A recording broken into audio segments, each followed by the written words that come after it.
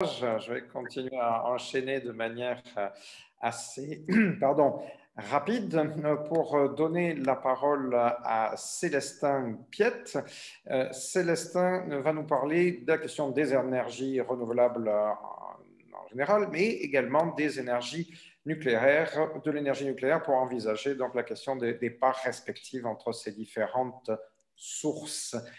Célestin a démarré son partage d'écran, c'est parfait. Merci Célestin, à toi la parole. Parfait. Est-ce que vous pouvez me confirmer que vous m'entendez correctement? Parfaitement. Super. Vous voyez également mon écran? Exact. Génial. Voilà, un petit mot et je lance le chrono comme ça. Je vais rester dans les clous pour permettre à chacun des autres orateurs d'avoir le temps qu'il faut pour développer sur son sujet. Donc voilà, un petit mot. Donc moi, je suis un ingénieur chimiste de formation. Je travaille dans le secteur du nucléaire, mais aujourd'hui, ce n'est pas à ce titre que je vous parle, mais c'est au titre de la casquette cofondateur de Horizon 238, que je vais vous parler d'énergie et de technique nucléaire. Donc voilà, c'est un think tank qui également se pose des questions sur la transition énergétique. Tout ce que je vais vous dire est... Ouais. Donc voilà, tout ce que je vais vous dire est public. On parle en notre propre nom. Les slides sont partagés après la présentation. Et si vous souhaitez enregistrer, aucun problème. Donc, en un mot, on a un think tank de jeunes ingénieurs passionnés qui travaillent dans le secteur, mais qui, on va dire, développent des activités parallèles sur le côté et qui participent au débat politique au sens noble du terme. Et si vous voulez plus d'informations sur tout ce qu'on fait et des informations additionnelles sur tout ce que je vais vous donner, vous pouvez aller directement sur notre site web. Donc maintenant, pour entrer directement dans le vif du sujet, on est dans un contexte de transition énergétique où, grâce aux ingénieurs, grâce aux chercheurs, grâce à la beauté de la technologie, on assiste à des diminutions drastiques, historiques, au niveau de toutes les technologies renouvelables. Principalement, quand je parle des technologies renouvelables, je parle en particulier de l'éolien et du solaire, mais en particulier du solaire, qui assiste à une véritable révolution. Célestin, excuse-moi de t'interrompre, j'ai l'impression que tu heurtes ton micro en parlant, ce qui provoque quelques petits Autant pour parages. moi. Je vais le tenir comme ça voilà. Désolé. Donc voilà, on assiste réellement à une révolution au niveau du solaire. Euh, je vais et qui se traduit par des réductions au niveau des coûts des différentes installations. Donc vraiment de l'aspect physique, de l'aspect infrastructurel de la technologie. Maintenant, il y a une dimension qu'il faut prendre en compte, même deux dimensions qu'il faut prendre en compte, c'est l'aspect de la répartition géographique et la répartition temporelle. Donc, en gros, c'est l'adage qu'on entend systématiquement, le soleil ne brille pas toujours et le vent ne souffle pas systématiquement. Mais au-delà de ça, il y a une dimension qui est à considérer, c'est la disponibilité géographique des différentes sources d'énergie. Donc, je vais vous présenter trois cartes successives. Donc, la première, on le voit ici, c'est la répartition de la radiance solaire au niveau mondial et indirectement, enfin, de manière plus ou moins directe, le potentiel de conversion énergétique sous forme photovoltaïque. Et on voit que clairement, au plus proches sont les pays de l'équateur, au plus ce potentiel photovoltaïque est intéressant et au plus on s'en écarte, notamment les régions de l'Europe, et au plus ce potentiel se réduit. Pour information, si vous allez sur ce site, il y a notamment un classement des pays. Je pense que je ne sais plus exactement, mais je pense que 211 pays ont été cartographiés. Le pire de tous étant l'Irlande du Nord. Et donc le 211e pays est l'Irlande du Nord. Et la Belgique est le 200e sur 211 pays en termes de potentiel. Parce que justement, ce manque de place et cet éloignement par rapport à l'équateur. Ici, même philosophie de cartographie pour le potentiel hydroélectrique, donc la possibilité d'installer des barrages sur on va dire dans des vallées au niveau de rivières, de fleuves, etc., etc. Et où également, en gros, le message à aller tirer, c'est que si on n'a pas de place où on n'est pas dans des régions idéalement abreuvées, le potentiel hydroélectrique est relativement limité. Et à nouveau, on voit que l'Europe, de manière générale, est relativement limitée. La troisième des choses, où peut-être ici, on va se retrouver avec une certaine nuance, c'est au niveau du potentiel éolien et notamment du potentiel éolien offshore, parce que pour le coup, qui a été une des raisons de l'essor économique de l'Europe à travers son histoire, c'est son accès à la mer. Et donc, pas mal des grandes villes européennes, des grandes métropoles, sont au voisinage de côtes qui, de manière générale, pour différentes raisons, ont un potentiel éolien offshore, un potentiel venteux qui est assez intéressant et qui, proportionnellement à la taille des pays et des populations qui sont en son sein, présente un potentiel assez intéressant. Alors, maintenant, donc, je ne suis pas je suis un expert en questions nucléaires et c'est maintenant le moment où je vais plonger dedans. Et une des raisons pour laquelle je ne vais pas rentrer plus en détail dans les technologies renouvelables, c'est que c'est devenu une commodité. On est sur la route, on voit les éoliennes, on a compris de quoi il est question. De la même manière que les panneaux photovoltaïques, il y a pas mal de plans qui sont, enfin de plus en plus, on les retrouve dans différents équipements. De plus en plus, soi-même ou des voisins ont installé des panneaux photovoltaïques et des batteries. Donc c'est quelque chose que tout le monde connaît. Mais avec le reste de temps qui m'est à disposition, je vais un petit peu plus plonger sur la question du nucléaire parce que, en gros, le message que je veux faire passer, c'est le renouvelable est quelque chose de génial. Chaque molécule d'énergie fossile qui peut être déplacée grâce aux énergies renouvelables est à prendre, mais on ne décide pas où est-ce qu'on peut mettre du renouvelable. C'est la nature et, on va dire, le potentiel géographique mondial qui nous impose quelle est la quantité maximale d'énergie qu'on va pouvoir utiliser. Et le besoin total qu'on a est, comme ça a été mentionné brièvement ou indirectement introduit par le speaker précédent, nos besoins en énergie sont directement conditionnés par le niveau de vie et la quantité de population qu'il y a sur Terre. Donc il y a un impératif de ce côté-là. Une équation, enfin un paramètre additionnel à mettre dans l'équation est naturellement la dimension de la transition énergétique et de ce besoin de décarboner pour différentes raisons, des raisons d'épuisement des ressources, mais également les questions climatiques. Et ici, pour introduire la question du nucléaire et de sa place, je voulais faire un petit clin d'œil en montrant ici, en fait, toute une série de pays d'Europe où on voit leur intensité ou leur intensité carbone au niveau du mix électrique est représentée. Et quelque chose d'assez intéressant, c'est qu'à part pour la Norvège, qui est un cas particulier, ou sur son territoire, comme on l'a vu plus haut, est un pays avec un potentiel hydroélectrique extrêmement fort, parce que la population n'est pas très dense, il y a énormément d'espace et il y a énormément d'eau. Basiquement, c'est un pays du Nord où il pleut tout le temps. Ensuite, pour la série de pays qui vient, donc les autres sur le podium, entre guillemets, ce sont tous des pays qui ont dans leur mix avec différentes profondeurs, on va dire, différentes importances relatives, avec la France en tête, la Belgique, donc la France avec 75% de part du nucléaire, la Belgique avec 50% de part du nucléaire jusqu'à aujourd'hui, sont de très bons élèves au niveau de l'intensité carbone du mix. Et les pays qui suivent sont des pays qui n'ont pas, ou dans le cas de l'Allemagne, sont des pays qui sont en train de sortir du nucléaire. Donc voilà, c'est un petit clin d'œil pour faire l'introduction. Et maintenant, je vais jumper sur les aspects techniques du nucléaire. Ici, je vais faire un contraste avec ces deux slides entre les réacteurs qui ont été développés au XXe siècle et ceux qui sont développés au XXIe. Donc, ce qu'il faut bien savoir, c'est qu'une technologie est toujours développée dans un contexte. Et le contexte dans lequel les réacteurs existants, donc ceux qui ont été développés et construits au XXe siècle, c'est deux choses principales. Donc, et c'est ce qu'on voit ici, c'est l'explosion démographique et l'explosion du niveau de vie liée à la révolution industrielle, la révolution technologique, qui a conditionné un besoin d'une quantité énorme d'énergie, un besoin d'avoir une énergie abondante. Et la deuxième des choses, ce qu'il ne faut pas oublier, un traumatisme qu'il y a eu au XXe siècle, c'est les chocs pétroliers et les incertitudes liées au niveau des coûts, notamment pour les industriels.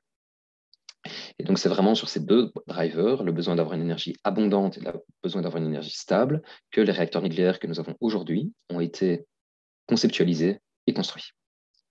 Alors, aujourd'hui, le contexte est différent. Et les grandes questions auxquelles le nucléaire doit répondre sont aujourd'hui au nombre de 4.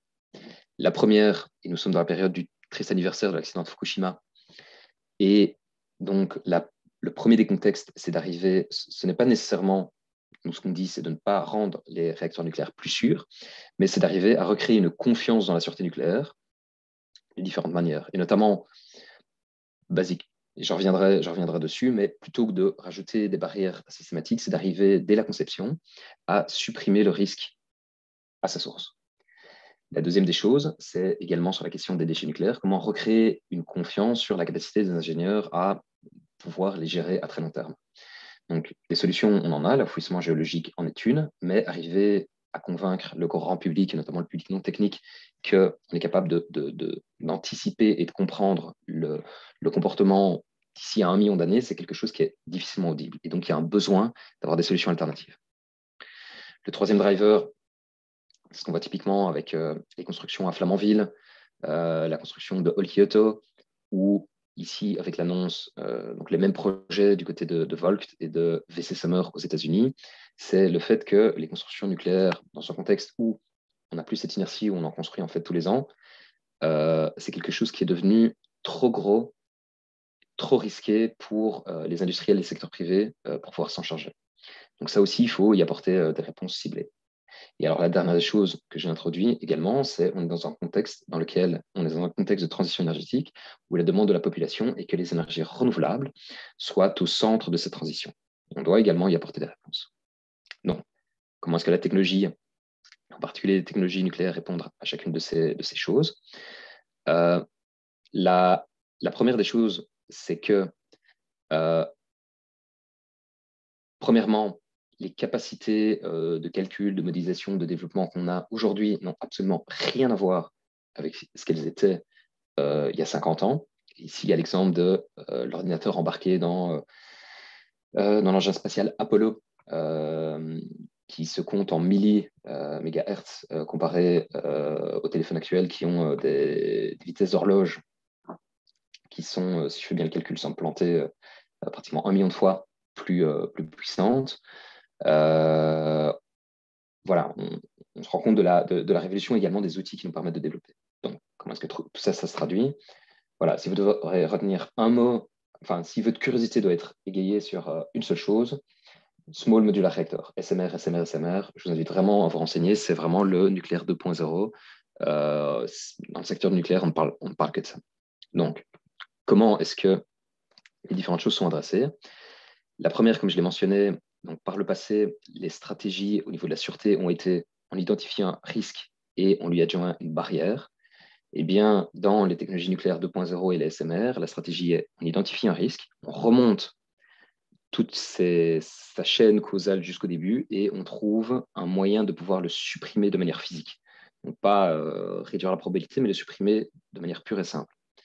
Et donc, ici, je vous invite notamment à vous renseigner sur le concept de NuScale, qui met ça très bien, où ici, si on va dire un des risques est de perdre la source de refroidissement, l'idée est de mettre le réacteur directement à l'intérieur de la source de refroidissement, à l'intérieur d'une piscine, de telle manière que dans un accident de type Fukushima où on perd toutes les alimentations électriques, toutes les pompes, etc., ben, on ne peut pas perdre la source froide puisque le réacteur est déjà dans la source froide. Un exemple très concret. La deuxième chose, au niveau des déchets nucléaires, donc enfouissement géologique, des concerns dans la population sont relevés. Et ben voilà, développons des technologies qui, plutôt que d'utiliser des neutrons lents, vont utiliser des neutrons rapides, qui sont une technologie, qui sont un spectre de technologies qui permettent de recycler, donc c'est vraiment de l'économie comme de l'économie circulaire, qui permettent de recycler les déchets des réacteurs existants dans des réacteurs de technologie avancée pour les recycler comme un combustible. De la même manière que les déchets ménagers peuvent partir de les incinérateurs, le combustible usé des réacteurs actuels peut être recyclé dans des réacteurs utilisant une technologie différente. Troisième volet. Oui. Petit à petit aller vers la conclusion. Je vais aller Je vais à l'essentiel. Merci. Too big to finance et le fait que le privé de plus en plus a du mal à financer. La philosophie des SMR est de viser des réacteurs qui ont des tailles de projet d'au moins un ordre de grandeur plus petit, mais également se diriger vers des modèles de financement qui sont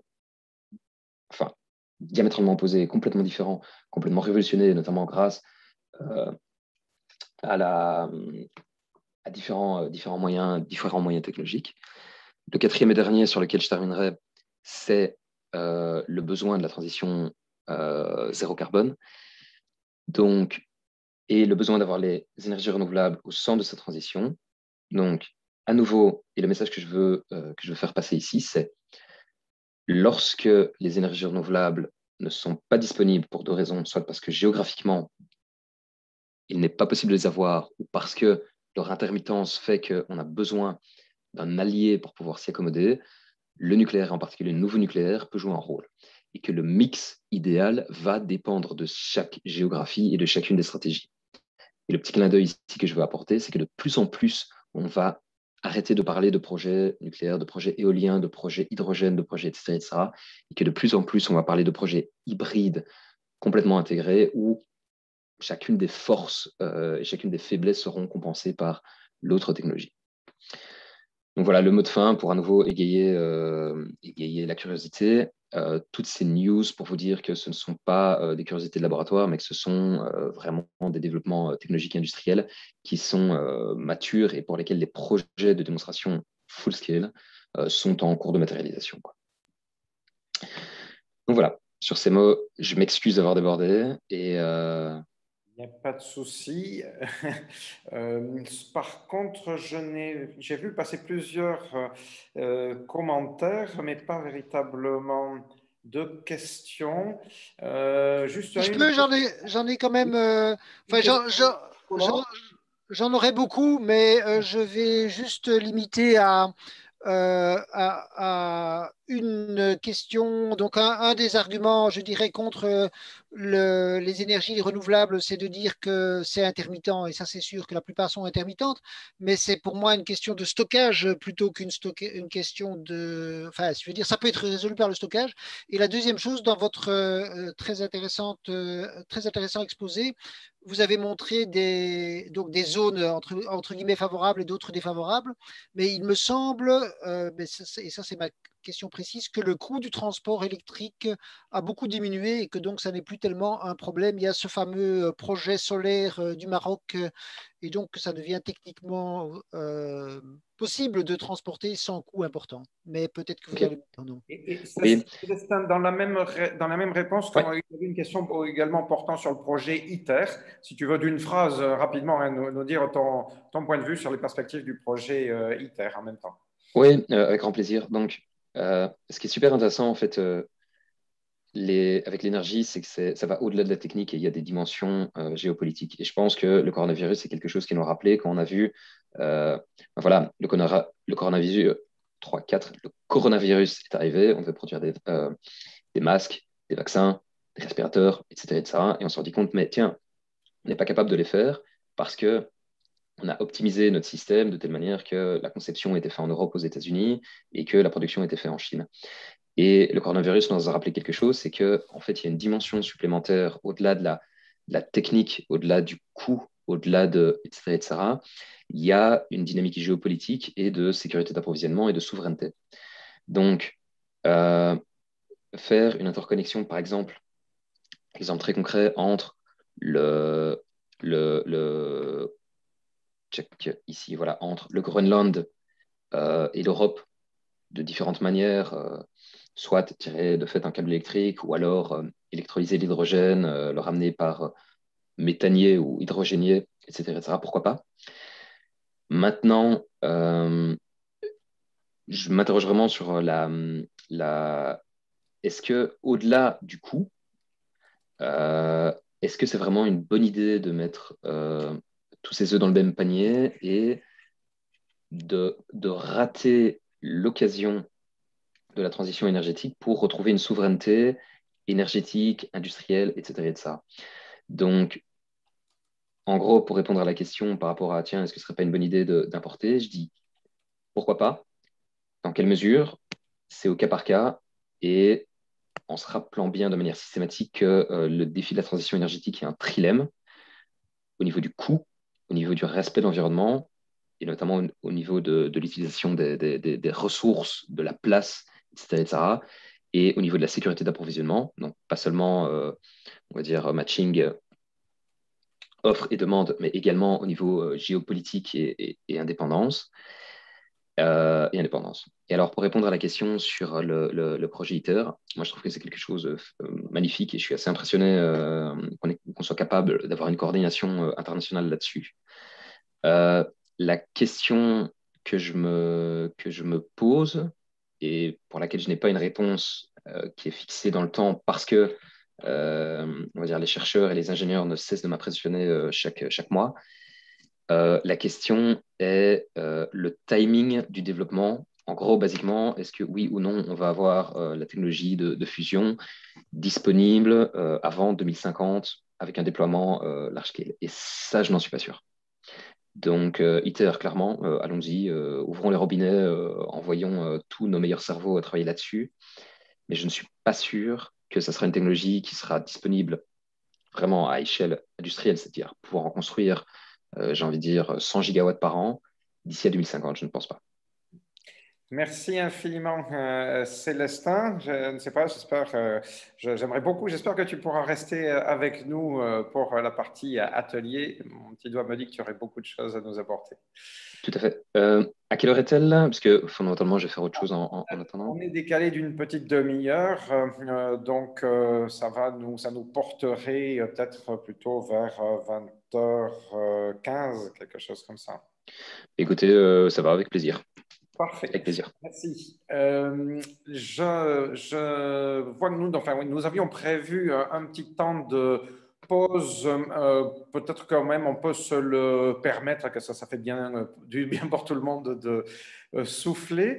Donc nous allons prendre 10 minutes. En plus de ça, on va voir si ça fonctionne, mais nous avions prévu un petit intermède pour ceux qui restent devant leur écran. Donc dans les 10 minutes qui viennent, on devrait avoir une présentation par le biais d'une vidéo de nos partenaires de la chaîne YouTube The Flares.